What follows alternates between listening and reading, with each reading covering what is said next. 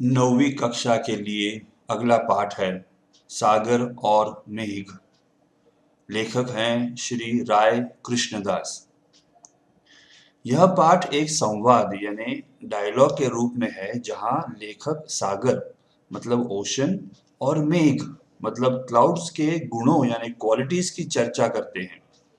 इस जग में दोनों का महत्व है और सिर्फ इंसान को ही नहीं बल्कि हर जीव यानी हर लिविंग बीइंग को इन दोनों की जरूरत है। साथ साथ लेखक हमें बताते हैं कि अपने गुणों का अहंकार यानी घमंड या प्राइड करना अच्छी बात नहीं। हमें अपने व्यवहार यानी बिहेवियर में विनम्र यानी हम्बल या पोलाइट होना चाहिए। आइए पाठ पढ़ते हैं। पढ़ते समय रेखांकित या अंडरलाइंड पंक्तियां पढ़कर उनका स्पष्टीकरण या एक्सप्लेनेशन देखेंगे। तो ध्यान दीजिए, only the underlined part will be red. Sagar सबसे पहले कहता है, मेरे हृदय में मोती भरे हैं।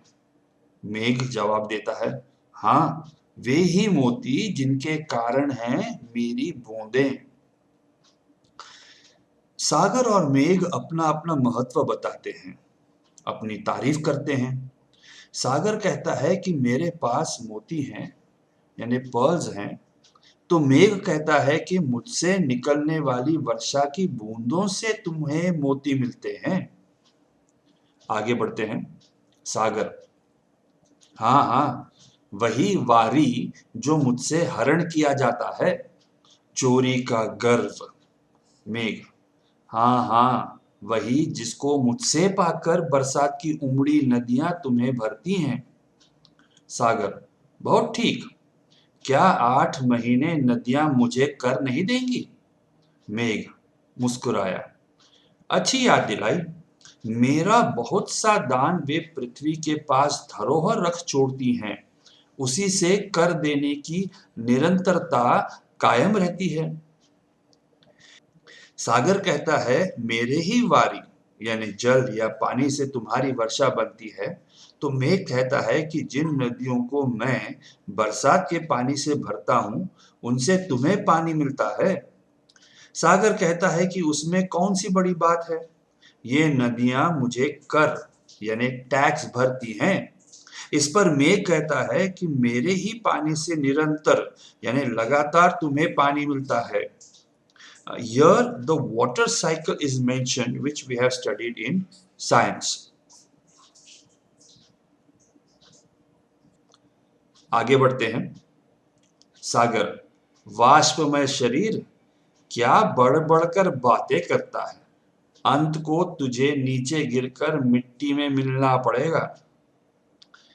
सागर मेघ को वाष्पमय यानी वाटर वेपर कहता है और कहता है कि इतना बढ़ बढ़कर बातें मत करो यानी डींग हाँकना या टू बोस्ट, क्योंकि अंत में तुम मिट्टी में मिल जाते हो। यानी बरसात का पानी जमीन में मिल जाता है, लाइक द अंडरग्राउंड वाटर और द बोरिंग वाटर। आइए आगे देखते हैं मेघ क्या कहता है। मेघ, खार की खान, संसार भर के दुष्ट, पृथ्वी के विकार, तुझे मैं शुद्ध और मिष्ट बनाकर उच्चतम स्थान देता हूं, फिर तुझे अमृत वारी धारा से तृप्त और शीतल करता हूं, उसी का यह फल है। सागर, हाँ हाँ, दूसरे की करतूत पर गर्व, सूर्य का यश अपने पल्ले।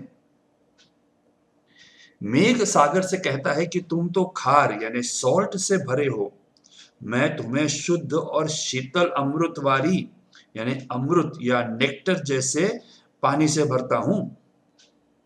सागर जवाब देता है कि यह तो सूरज के कारण होता है। Water cycle where the sea water evaporates and becomes clouds। चलिए आगे बढ़ते हैं।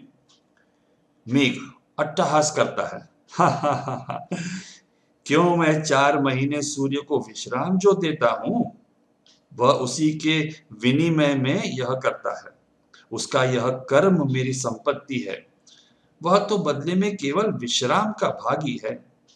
सागर, और मैं जो उसे रोज विश्राम देता हूं, मेघ, उसके बदले तो वह मेरा जल शोषण करता है। अट्टहास करते हुए यानी हंसते हुए मेघ बोलता है कि वर्षा ऋतु के 4 महीने मैं सूर्य को विश्राम देता हूं। Where the clouds cover the sun, इसलिए वह यानी सूरज सागर का पानी इवेपोरेट करके मुझे यानी मेघ को देता है। सागर ने कहा कि मैं तो सूरज को रोज विश्राम देता हूं। The sun sets daily in the ocean. इस बात पर मेघ कहता है कि इसके बदले सूरज तुम्हारा जल शोषण करता है। The sun evaporates the water from the ocean. आइए आगे बढ़ते हैं। सागर, चाहे कुछ भी हो जाए, मैं निज व्रत नहीं छोड़ता। मैं सदैव अपना कर्म करता हूं और अन्यों से करवाता भी हूं। मेघ इटलाकर, धन्य रे व्रती, मानो श्रद्धा पूर्वक तू सूर्य को वह दान देता है। क्या तेरा जल वह हठार्थ नहीं हरता? सागर बोला, मैं अपना व्रत यानी कसम नहीं तोड़ता और सदैव यानी हमेशा अपना कर्म यानी काम या ड्यूटी करता हूं और दूसरों से यानी सूरज से भी करवाता हूं। मेघ बोला, सूरज तो तुम्हारा यानी सागर का पानी हठात यानी जबरदस्ती हरता है या लेता है।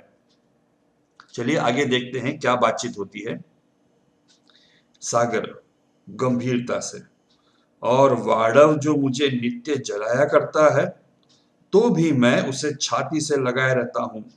तनिक उस पर तो ध्यान दो। मेघ मुस्कुरा दिया, हाँ, उसमें तेरा और कुछ नहीं, शुद्ध स्वार्थ है। क्योंकि वह तुझे जो जलाता न रहे तो तेरी मर्यादा न रह जाए। सागर बोला कि मेरे अंदर जो वाड़व है यानी the fire in the oceans probably due to the under water volcanoes, उसे मैं सहन करता हूं। तो मेघ बोला कि उसमें भी तुम्हारा यानी सागर का स्वार्थ है, सेल्फ इंटरेस्ट है। वाड़व मुझे जलाता है ऐसा बोलकर सागर अपनी मर्यादा यानी बड़प्पन या महत्व दिखाता है। आइए आगे बढ़ते हैं। सागर गरज कर, तो उसमें मेरी क्या हानि, हाँ, प्रलय अवश्य हो जाए।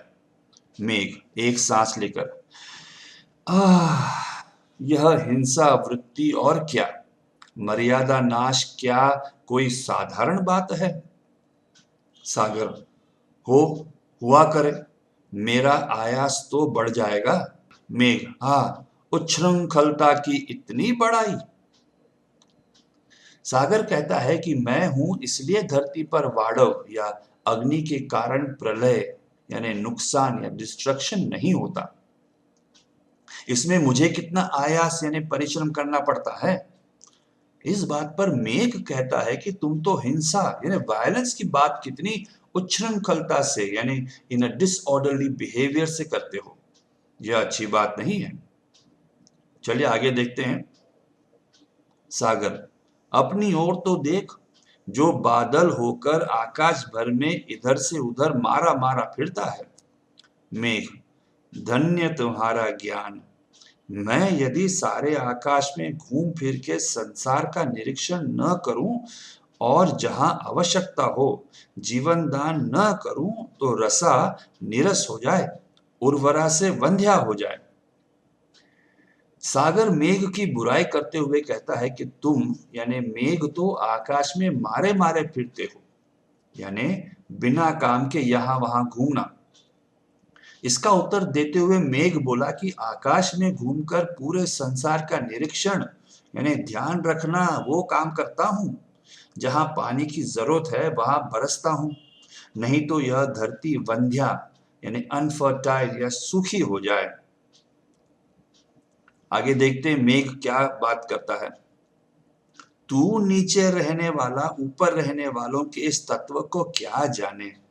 सागर जवाब देता है, यदि तू मेरे लिए ऊपर है तो मैं तेरे लिए ऊपर हूं, क्योंकि हम दोनों का आकाश एक ही है।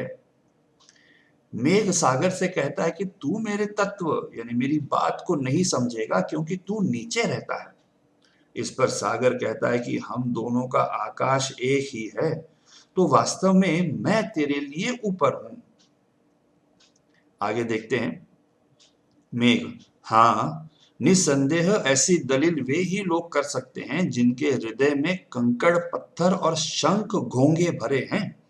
सागर, बलिहारी तुम्हारी बुद्धि की, जो रत्नों को कंकड़ पत्थर और मोतियों को सीप घोंगे समझते हो।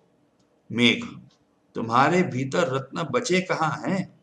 तुम तो कंकड़ पत्थर को ही रत्न समझे बैठे हो।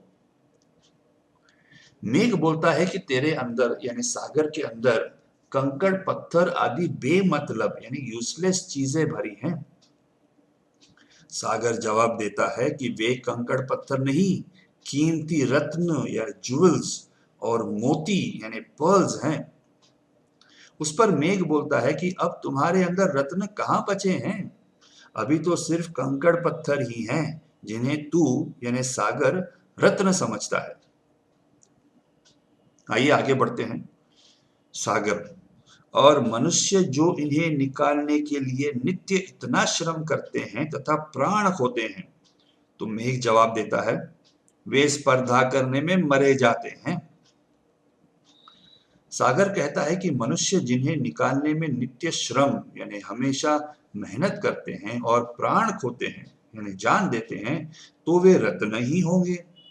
इस बात पर मेघ कहता है कि इंसान तो आपस की स्पर्धा यानी कंपटीशन या लड़ाई में ही मरते हैं। चलिए आगे देखते हैं सागर क्या बोलता है। सागर, अरे, अपनी सीमा में रमने की मौज को अस्थिरता समझने वाले मूर्ख, तू ढेर सा हल्ला ही करना जानता है कि। मेघ, हाँ हाँ, मैं गरजता हूं तो बरसता भी हूं, तू तो। आगे चलकर सागर कहता है कि मैं अपनी सीमा में रमता हूं यानी सागर के किनारे की सीमा में ही रहता हूं, और तू यानी मेघ धरती पर ढेर सारा हल्ला या आक्रमण करता है। मतलब जब बादल गरजते हैं तब। इस पर मेघ बोला कि मैं गरजता हूं तो पानी भी बरसाता हूं। चलिए आगे देखते हैं और क्या बोलते हैं दोनों। सागर, यह भी क्यों नहीं कहता कि वज्र भी निपातित करता हूं।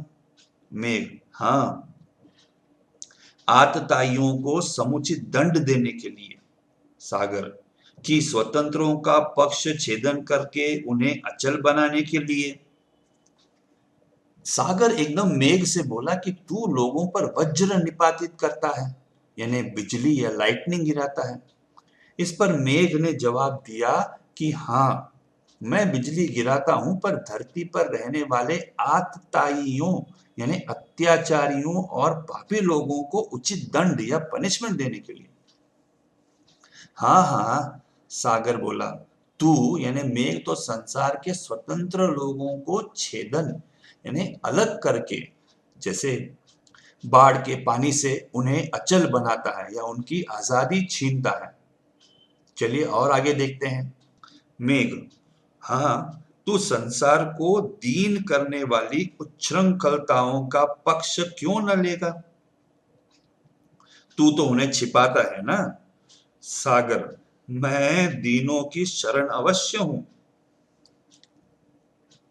मेघ बोला कि तू यानी सागर संसार को दीन या गरीब बनाने वाली उच्छृंखलताओं यानी बुरे लोगों की बाजू लेकर उन्हें छिपाता है।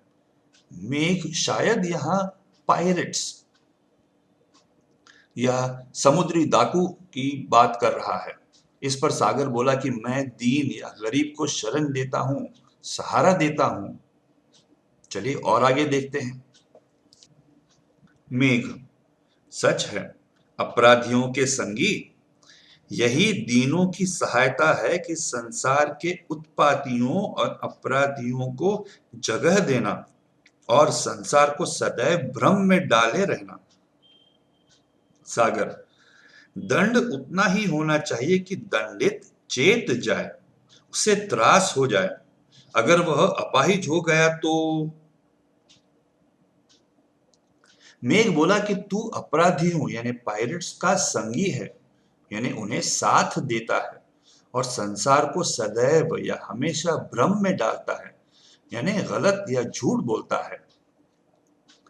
इस बात पर सागर बोला कि दंड या पनिशमेंट उतना ही होना चाहिए जिससे दंड पाने वाला चेत जाए, यानी सावधान हो जाए या सुधर जाए। उसे त्रास या तकलीफ नहीं होनी चाहिए। मेघ: हाँ, यह भी कोई नीति है कि आतताई नित्य अपना सिर उठाना चाहे और शास्ता उसी की चिंता में नित्य शस्त्र लिए खड़ा रहे, अपने राज्य की कोई उन्नति न करने पाए।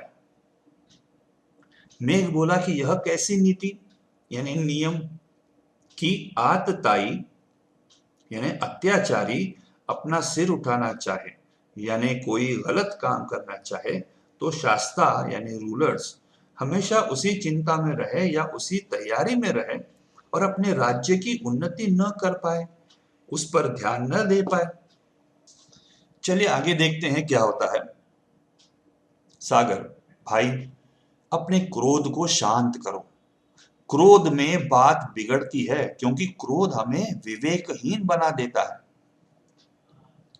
मेघ थोड़ा शांत होते हुए: हाँ, यह बात तो सच है। हम दोनों ने अपने अपने क्रोध को शांत कर लेना चाहिए। सागर: तो आओ हम मिलकर जन कल्याण के विषय में थोड़ा विचार विमर्श कर लें। फिर सागर को लगा कि यह विवाद यानी यह आर्ग्यूमेंट अच्छा नहीं, इसलिए उसने मेघ से कहा कि भाई, अपने क्रोध को शांत करो क्योंकि क्रोध हमें विवेकहीन बना देता है, यानी हमारी सही सोचने की शक्ति खत्म होती है। मेघ को यह बात सही लगी। सागर ने फिर जन कल्याण यानी लोगों की भलाई की बात पर विचार विमर्श यानी चर्चा या डिस्कशन करने की बात की। आइए देखते हैं कि दोनों अंत में क्या सोचते हैं। मेघ: हाँ, मनुष्य हम दोनों पर निर्भर हैं। प्रति वर्ष किसान बड़ी आतुरता से मेरी प्रतीक्षा करते हैं। सागर: मेरे क्षार से मनुष्य को नमक प्राप्त होता है जिससे उसका भोजन स्वादिष्ट बनता है। जन कल्याण की बात पर मेघ ने कहा कि प्रतिवर्ष यानी हर साल किसान उसकी यानी बरसात की प्रतीक्षा या इंतजार करते हैं। सागर ने भी कहा कि उसके क्षार यानी सॉल्ट से मनुष्य का भोजन स्वादिष्ट या टेस्टी बनता है। तो चलिए देखते हैं कि अंत में मेघ और सागर क्या निर्णय लेते हैं।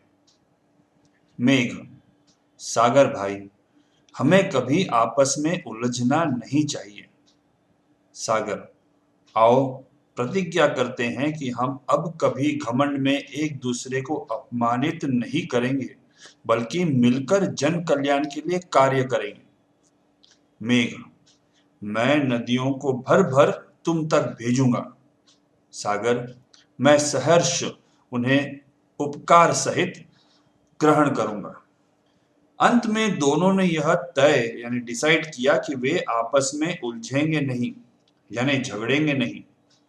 फिर दोनों ने यह प्रतिज्ञा या कसम ली कि कभी घमंड या प्राइड में एक दूसरे को अपमानित नहीं करेंगे बल्कि मिलकर काम करेंगे और जन कल्याण यानी लोगों की भलाई के लिए कार्य करेंगे। धन्यवाद।